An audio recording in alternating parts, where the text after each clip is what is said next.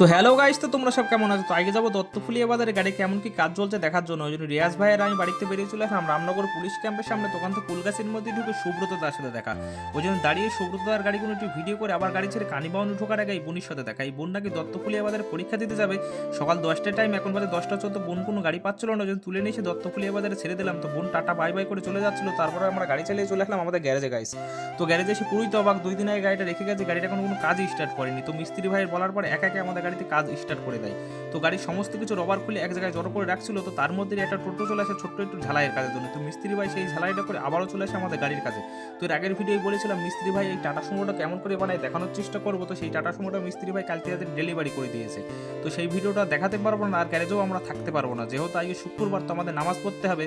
ওই জন্য মিস্ত্রি ভাই টাটা বাই বাই করে আমরা ওখান থেকে বেরিয়ে চলে আসলাম গাইস। তো রাস্তায় আস্তে আস্তে নিজের একটু ভিডিও বানাচ্ছিলাম, তার মধ্যে দেখা যাচ্ছে একটা ডাম্পার গাড়ির ড্রাইভার আমার দূরতে ভিডিও করা দেখে লাইট মারছিল। তো গাইস আমার চোখে যেহেতু পড়ে গেছে ডাম্পার ভাই লাইট মারছে, ওই জন্য দাঁড়িয়ে একটু গাড়িটার ভালো করে ভিডিও করে নিলাম। তো ডাম্পার গাড়ির ড্রাইভার ভাই, তুমি যদি ভিডিওটা দেখো অবশ্যই কমেন্ট করবো। তো তারপরে চলে আসলাম উলাসী গাইস। তো উলাসী এখান থেকে মালসা দেওয়ার ভেতর দিয়ে চলে আসলাম আমরা এখন গাইস রামনগর। তো ফাইনালি এটা হলো রামনগর বাজার। তো রামনগর বাজারে একটু ভিডিও করে চলে আসলাম আমাদের উমারপুর। তো উমারপুর গাইস চলে এসেছি। তো ভিডিওটা এখানেই শেষ করে দেবো। সো বাই, সবাই ভালো থেকো, দেখা হবে আবার একটা অন্য ভিডিও। ততদিন ভালো থেকো, সুস্থ থেকো।